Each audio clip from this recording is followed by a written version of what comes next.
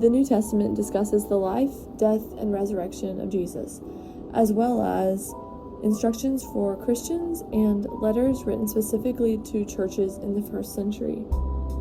The roles of women in the New Testament are an extremely important New Testament theme.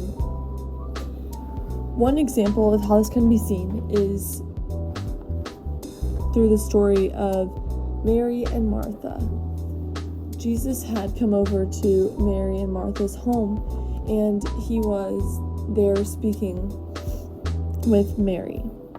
Martha became quite frustrated and even told Jesus that she wanted Mary to help her. One way that we can look at the relationship between Mary and Martha, since they are sisters, is by seeing that perhaps Martha was upset because Mary was sitting at the feet of Jesus, which was usually a spot that was left for men to be sitting at.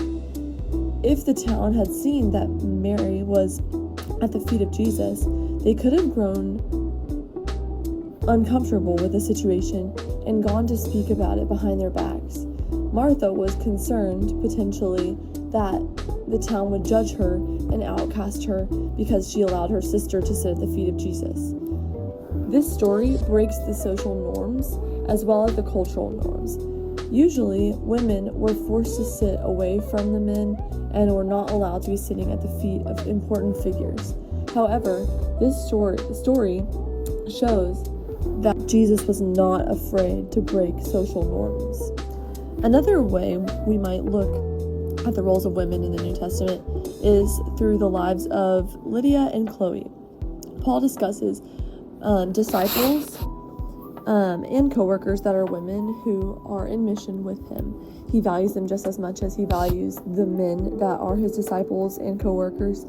And it shows that there is an equality and also a respect that comes from Paul as well. Both Lydia and Chloe are women who had roles in the church. Paul says that Lydia supported the church in Philippi, and that Chloe, who is a wealthy woman, also was seen to have supported the church. And Chloe was an acquaintance of Paul. Paul also stresses the idea that we are all one in Christ. And if we are all one in Christ, it doesn't matter whether we are women or men, but that we are all one in Christ. It is also seen that Christ sees all people as equal in receiving the eternal gift, and both men and women are all created in God's image, and therefore it does not matter whether you are man or woman, or your race or ethnicity, that if we are all equal and we are all receiving the eternal gift, it does not matter to Christ whether or not we are male or female. Another major role of women can be seen in the life of Mary Magdalene. Mary Magdalene was possessed by demons, and Jesus outcasted the demons and allowed her to be set free from them.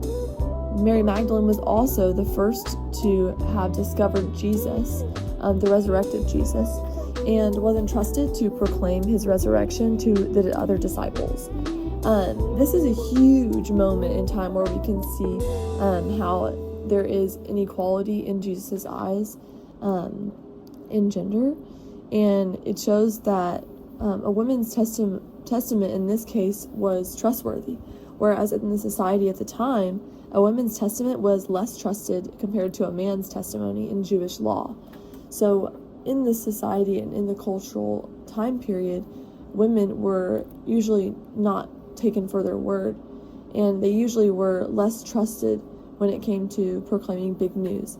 And for Jesus to have allowed a woman to proclaim such a huge, important part of the New Testament story shows that the story is trustworthy, and that it shows that women are still seen as important figures in different ways in Jesus' eyes, and that we all have a purpose and we all have a calling that we must live out.